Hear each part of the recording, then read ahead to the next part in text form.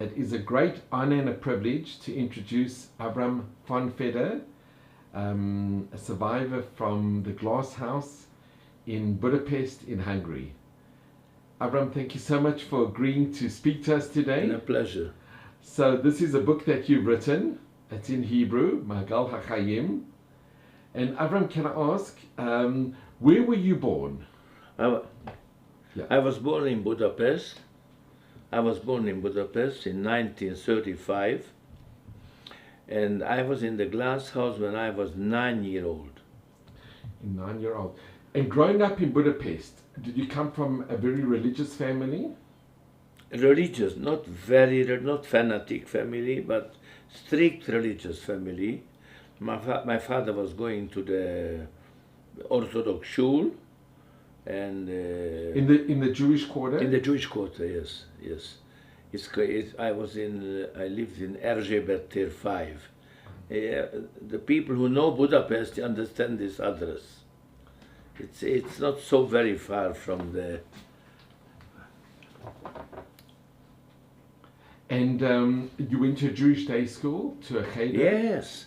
Not only that, they were teaching Hebrew. You hear this? In 1940, which was Hebrew was up. Nobody ever thought of learning Hebrew.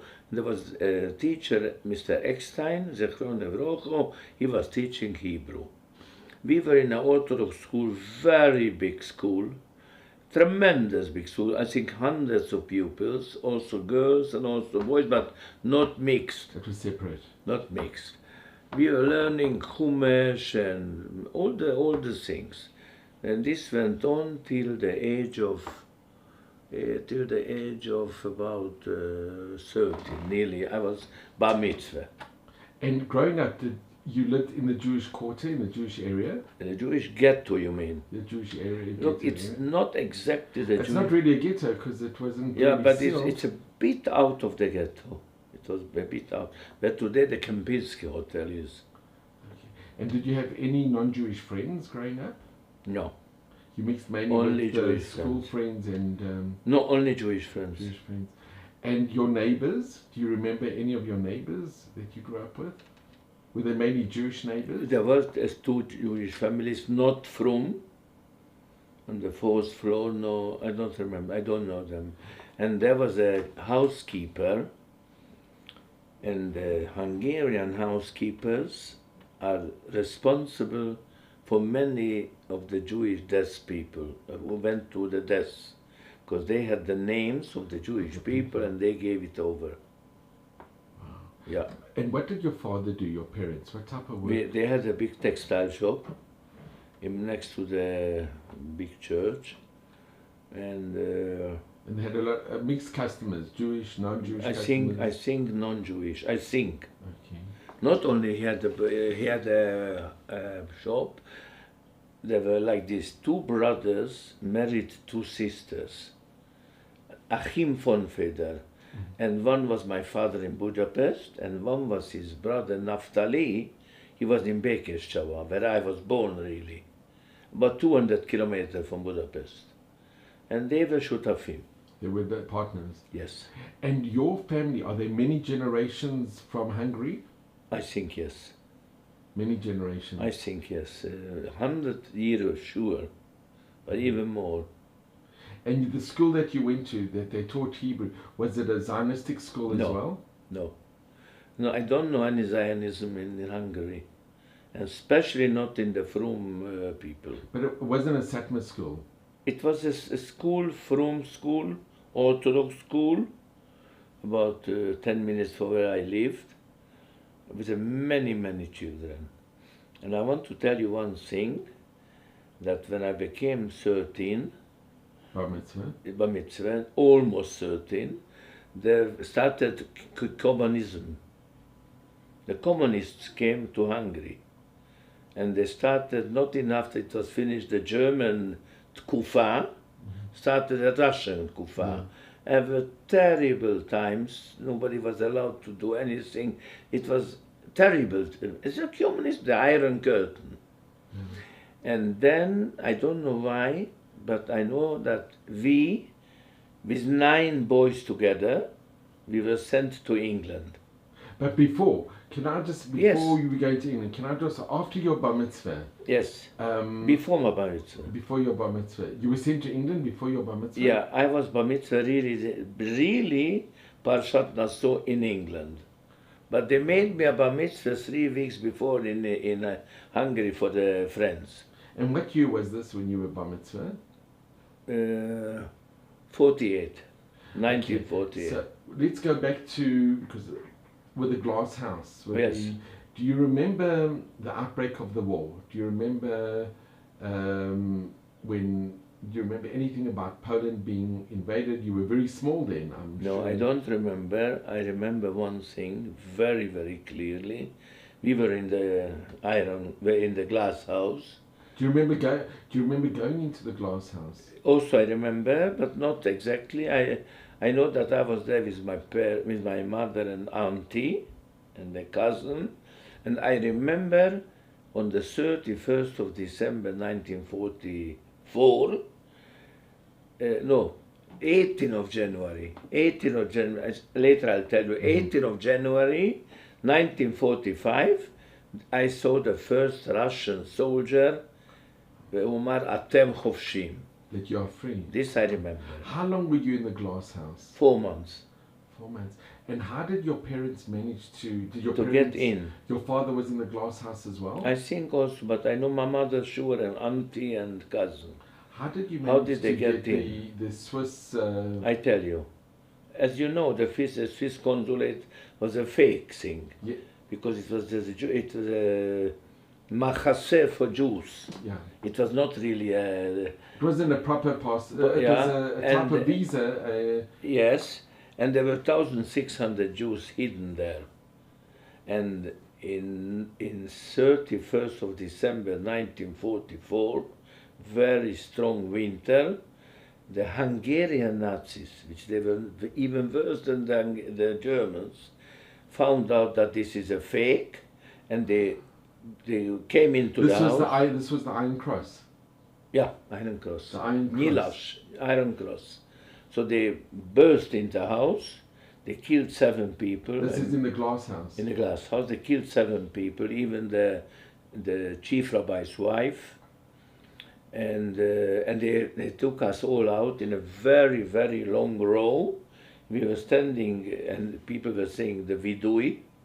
We were on the way to the Donau to shoot us in the Donau, the river. The Danube. There was the river. They say the river It was very near. They say it was red. The Danube It was red. Yeah, they from the wanted to go on, to take 1,600 people, and I don't know what. Do you remember? You recall this? Exactly.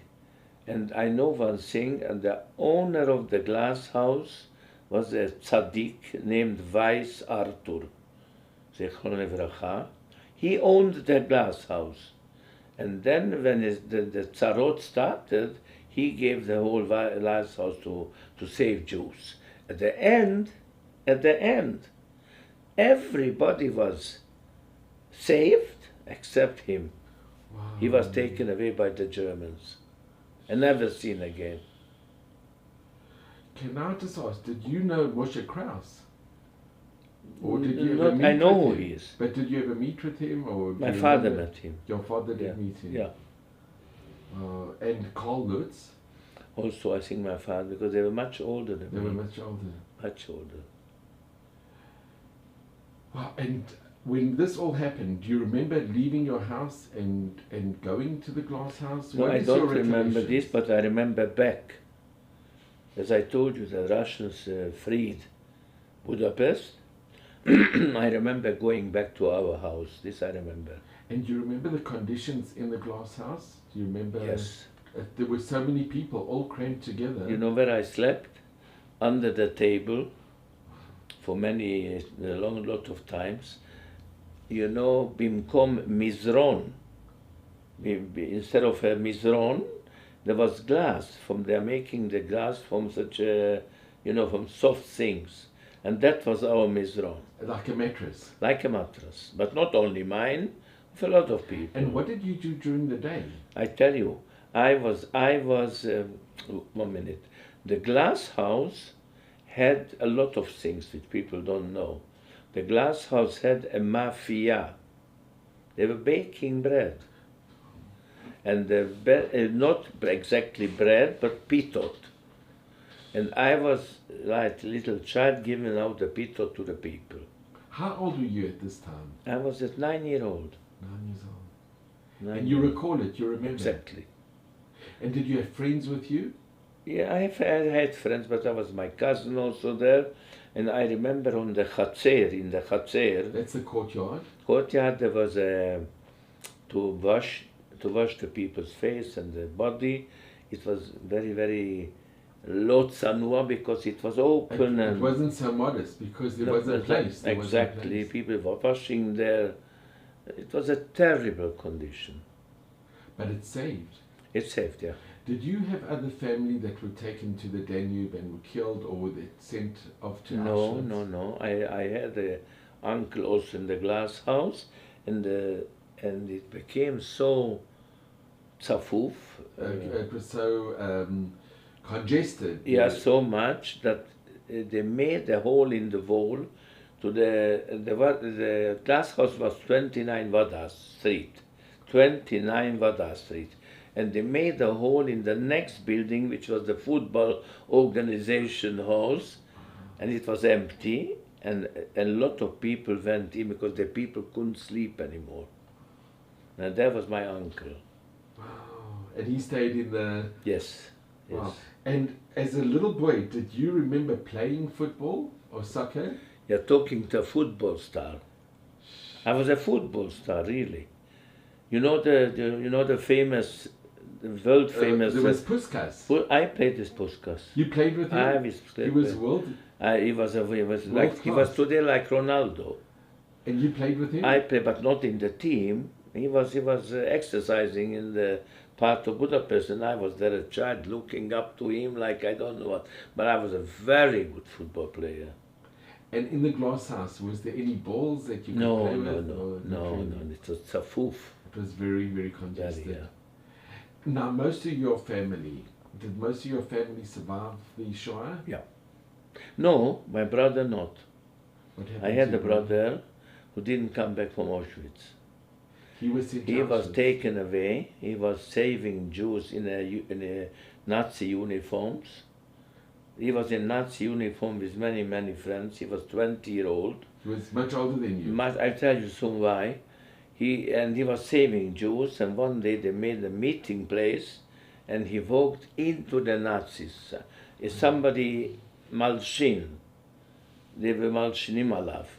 They were traitors. They were traitors, exactly. He exposed walked him, in, yeah. was taken away, and never came back.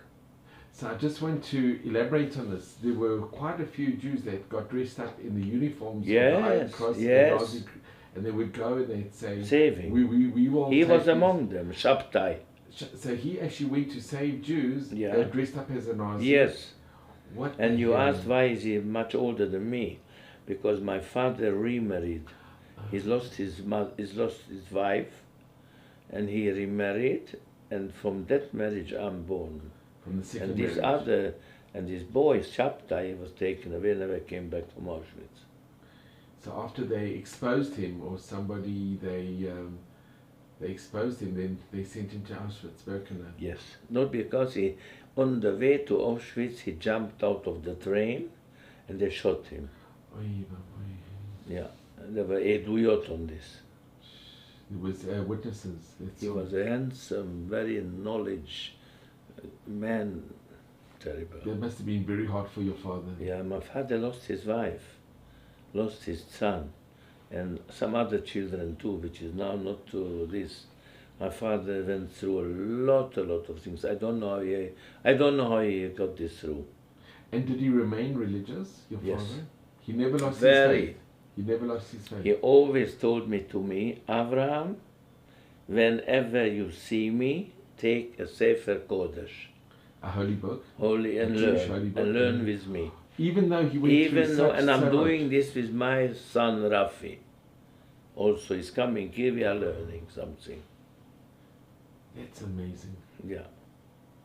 And friends of yours that you went to school with, Yes. did a lot of them survive, or were I they... think most survived. I want to tell you that the Hungarian Jews from the area Hasadeh, not Budapest, area Hasadeh, from Debrecen, Szeged, the big towns, they were all taken away, except Budapest. Budapest was saved, and you can say, you know how many Jews were in Budapest? Oh, I think 400,000 Jews, and they were all saved. But the outlying areas, they were They taken... all, not outline, it's farther, further 200 kilometers. Debrecen, big towns. And that most were They taken... were all of them. A lot were taken to Auschwitz? Yes, yes. And how was your faith? I mean, for you to have gone as a young Look, boy through such I a will tell you calling. something. I think Avraham, I hope you don't mind me asking. It's a very personal question. I am a yes man. And I suffered from this a lot. But I'm not ashamed of saying this. But mainly in the army, I was taken to Totchanim, very, very tough time. I had yes, everything yes. And as a child, you asked me how I was as a child. Yeah. I was a man, I was a boy who said always yes, but to my parents. And did you ever ask, why is Hashem, why is God doing this No, to you? never. Never. Never. Also today not. And you've kept, since your bar mitzvah, you've been wearing tefillin all the years? And Of course, yes. There was not one day that I didn't put on. Look, I'm a religious Jew. I'm not satisfied by myself. Also, I'm learning in the kollel, but and I've got a wife from Holland. My wife is from Holland. She's also from an Orthodox family. And Avraham, can I just ask, going back to your childhood, were you in the Agudat Yisrael? Do you think your school My was... father was. Your father was? Yes. And do you remember the name Shlomo Grossberg? Of course, he was my madrich. He was your madrich? He was my madrich. Very well, I remember him. I think he was also in the glass house. Wow. And there was another madrich, Friedman. And growing up, did you hear the name Wallenberg? You know, today it's very well known. Today, but then I didn't know. And did you think your parents managed to meet him? Might be, but I sure didn't know. And later on, with Moshe Kraus, did you ever have any contact with him, or? No, never. Because he really did. I know. Many. I mean, You've got here a few books from the glass house. Big book. He was very instrumental in organizing the visas Of and course. saving so Yes, many. but so this many. I didn't know when I was there. I was a child. Okay, so now you remember when the Red Army came? You remember Yes, it? definitely. You recall it very vividly? Exactly like today. If I saw suddenly a Russian soldier appearing and said, "You are free." Mr. Chair, you know these Russian caps? And you could understand a bit of Russian? No, later, yes. Не понимаешь, like this, but no, I didn't know. But I've got a talent for languages, very much. As I told you, I married a Dutch wife. After a few months, I knew Dutch. And when after the Russians liberated Budapest and they came to the glass house and you were free, Yes. you went back to your home? Yes, that's what I told And the you. home wasn't occupied by... It was occupied by Goyim, There's who no didn't want to Jewish, go out, Hungarians. yes, but somehow they went out, and all the windows were broken, and the house was like after a robbery. This I remember very well. And how long did you stay till you went to England? We were liberated in 1945. So how old were you when you were liberated? I was almost, 13, almost. Before your bar mitzvah? Before my bar mitzvah, and then I told you that this was communism. And you had your bar mitzvah... A fake bar mitzvah. My bar mitzvah was really in Parshat Nassau. And because we knew that we are going to England, my parents made for the friends a bar mitzvah. And do you remember which synagogue you had it in? Yeah, Shas Chevre, it's called, and it was in Parshat Be'alotcha, I think. I don't know exactly, but what I remember that I said the drosha and everything, and then we were taken 10 children to England. And you went with your parents or just the No, children? there's 10 children. Without your parents? Without their parents. And who arranged that you... It wasn't... Agudat Israel. Agudat Israel, and the madrich was called Zaif, soap. So and this was in 1945? 1948. 48. So you stayed in... We stayed in now the 2 years at least, 2.5 years, and we were going in school.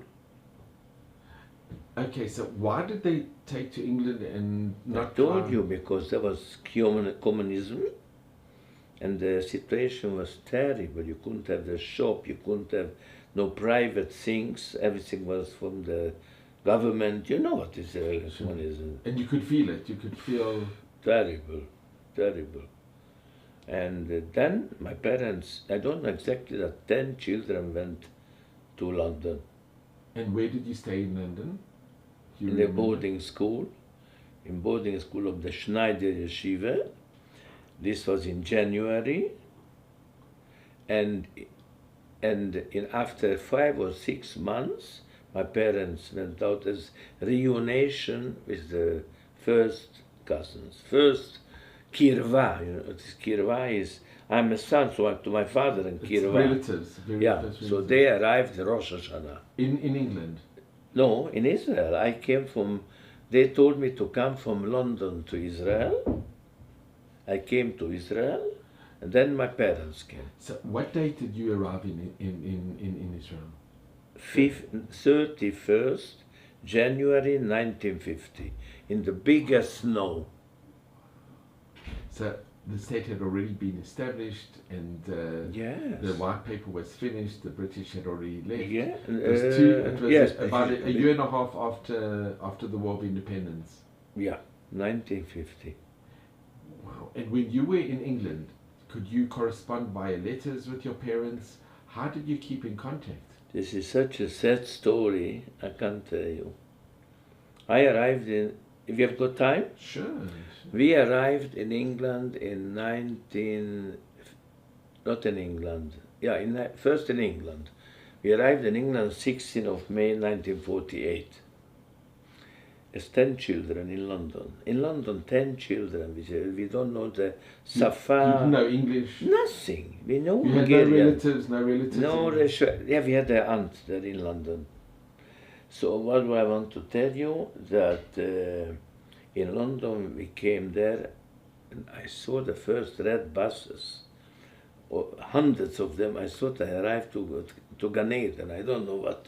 We were so upset from the beauty, because London is London, even in 1948. So we studied in the Schneider Yeshiva, and one day you were asking if I was corresponding. Oh, how did you contact Listen your to parents? this. I was getting letters, let's say every 2-3 weeks, from my parents. One day, after a year, I'm almost here, the madrich calls me, says, Avraham,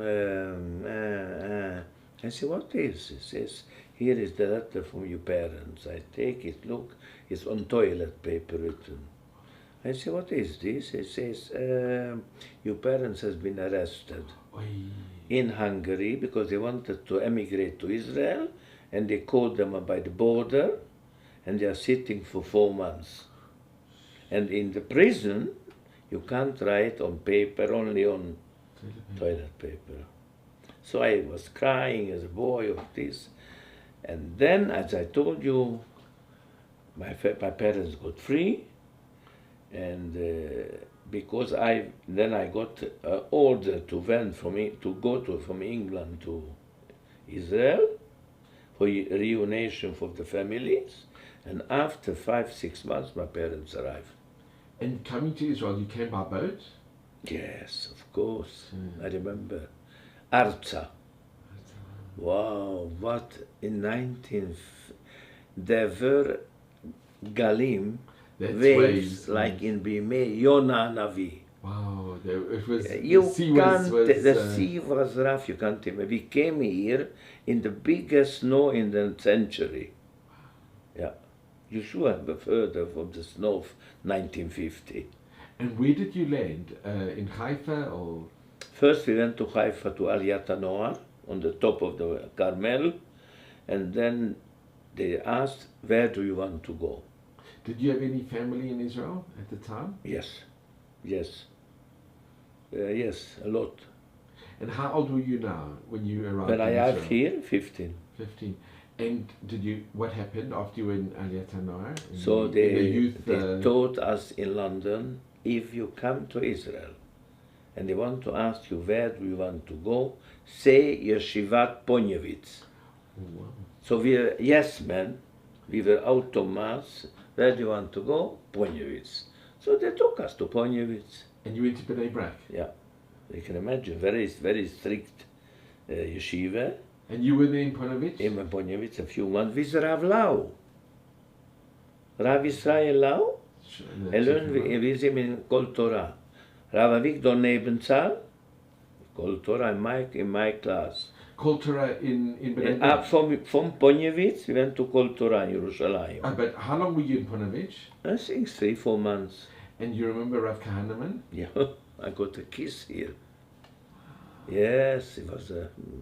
And Rabbanim Kael. There's no one like him. There really is no one. He was He loved his Talmidim. He sacrificed so much. Oh, yeah. And his love for He was Israel loved and by Eretz everybody, Israel. yes, yes. Sure, so he has a strong connection with South Africa, with the Yidden, because most of the Yidden from South Africa come from Letta, and he would come to South Africa often, and many South Africans contributed a lot to Ponevezh. I didn't know that. A lot. So from Ponevezh you were there a few months, and then you came to Kol Torah in Beit-Vegan. No. It wasn't in Beit-Vegan. Rehov Keren Kayemet. You know Keren Kayemet? On the corner of Usishkin was Kol Torah, where the Gymnasia Ivrit today. Oh, there was Kol Torah. There was Kol Torah. I think I slept in near the same room as Rav Israel Lau. Wow. Yeah, we were, and he also liked to play football. Yes, it was all in 1950 or something. And when did your parents join you? When you were in Yerushalayim? After 6 months, when I was in Israel. And you were in Yerushalayim already? Yeah. Yes. And you lived in Yerushalayim? Yes. And did you play football? You asked me if my parents were religious. Now listen to this. My parents didn't see by the time of me for almost 2 years. So they are coming here and they're living, I think, 600 meters from Kol Torah. So my father says to me, Avraham, you are going to be in the boarding school in Kol Torah, not at home. Because there you can learn. If you are home, you're not. Imagine this, after losing his son. Did you have other brothers and sisters? No. Yeah, I had. No, not real sisters, from the half sisters. From the first marriage? From the first marriage. And what happened to them? Did they... They got ill and died. In Hungary? Very young, here. In here they came... Very, very young. My father used to say from the Tzarot, they Avru. They were not 13-year-old children, they were 23. So they realized the situation in which they are now. Where were you in these years?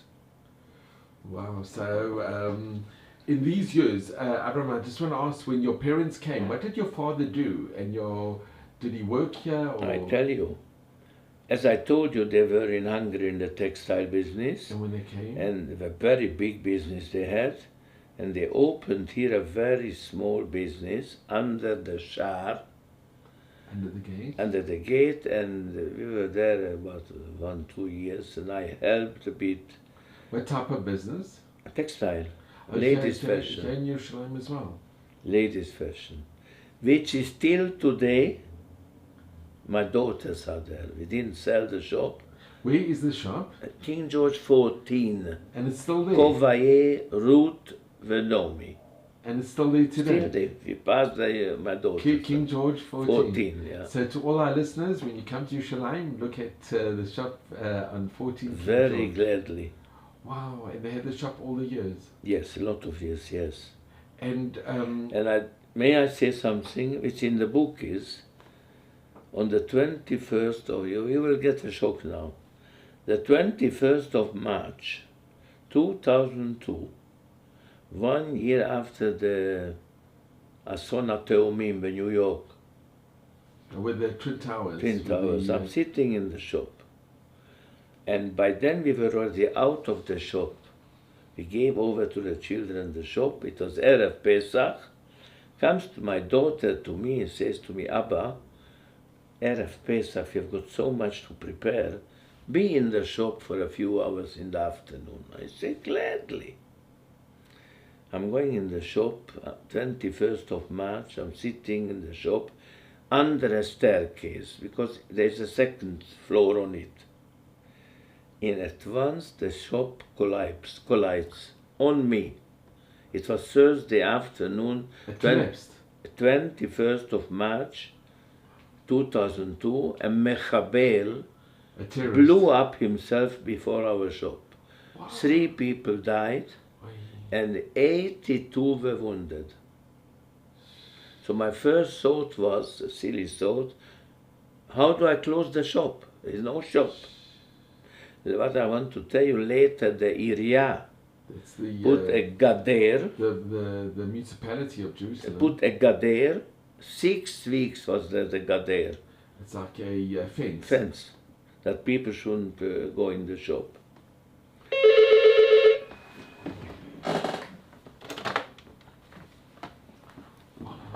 Yeah. And were you very injured? Were you injured? No, not injured, but here injured. 3 weeks we were out of our minds with my wife, mainly me. It was in all the papers what happened. And the people that were killed, were they just passerbys? You know who they were? A woman pregnant with twins and her husband, family Shemesh. There is a board next to the shop from the area. I've actually seen it. It's a zichron. It's for the memory. That is our shop. You know Mafe Yehuda? Sure. The next door to door is Kovairut. Were they customers in the shop? Yeah. There's a young couple, I never saw them again. They ran out. Wow. Yeah. Avraham said, you've gone through so much. I mean, you've seen the establishment of this country. You've seen the Shoah. You've seen so much. I didn't say yet anything of what I went through in the army. With a war in the middle. So when you came here as a young boy, then you went into the army? My father was such a religious man, I could have gotten out of the army easily. My father said, you are going to the army. I'm a yes man. Yes man, okay. So I went to Tot Hanim, and after a few months, about 10 months, broke out the Sinai War. In 56? I saw many gufot. Many bodies. Yes. And you were sent to Sinai? You were in Sinai? Of course, in Abu Ajila. Yes.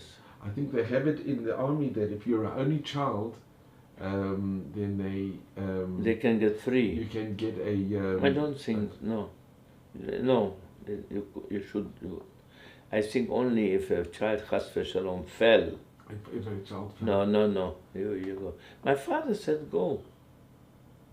My father would do like this and I would get free. Wow. And when it came to the 67 war, were you still in reserves? Yeah, as an officer. And you were an officer in the army? Yes. And did you serve in the 67 war? In the 67, but not in Miluim. In Miluim? Yes. And you were called up? It's all in the book. You were called up? Of course. And I traveled Shabbos even. And where were you during the 67 Here in war? Yerushalayim. So you saw the reunification, you Everything I saw. Iratika, you saw the old city, you saw Har I was in the yeshiva of Dushinsky and the Rav was sitting with me. Then I went through a lot. But everything is in the book. And Avraham, I want to just ask you, looking back on your, I mean, you have a life that is what you've only gone through, and you have such a positive outlook. And having seen what you've seen, I mean... I tell you why. As I told you, I'm a yes man. I can't litvakeach. I can't argue. For example, if I buy mishkafayim and they are not good, then are not good, I can't raise my voice. You have to change it. I can't. I'm like this. You have a very good dispensation. It's wonderful. Too good. But you've been blessed with a wonderful family. Yes, yes, yes.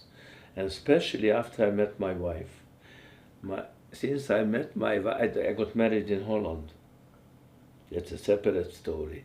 I who don't know nothing. What do I know from Holland? So I met my wife in London, and we married in Holland on a Sunday. How old were you when you got married? 24.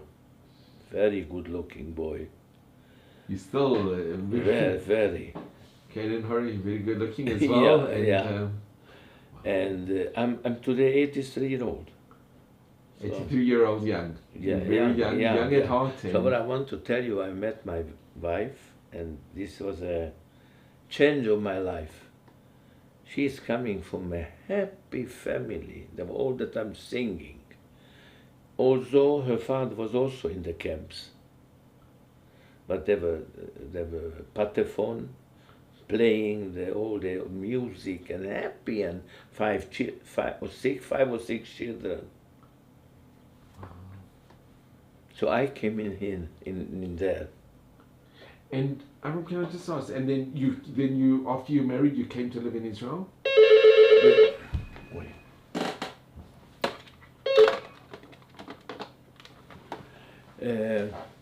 Yes. We came back to Israel to live. And all your family live in Israel today? Yes. That's a big one. I've got children, Ohavei Eretz Israel. I who so much like to go abroad. I've got children, they are Kodesh Haaretz. They have a love for the land. You can't imagine. And your parents, were they happy coming here, leaving Hungary and immigrating? I can't answer you. I think they were forced to come. It was not from free will, because everybody did everything to come out from the Iron Curtain. And did they make friends, also Hungarians who were living here in Israel from the war? Did they have a good circle of Hungarian friends living in Yerushalayim? I don't know, because I was very friendly with the children of Kol Torah. And how long were you in Kol Torah? About a year. And what happened after you were in Kol Torah? I was in the army. And you went into the army? Into the army, yeah.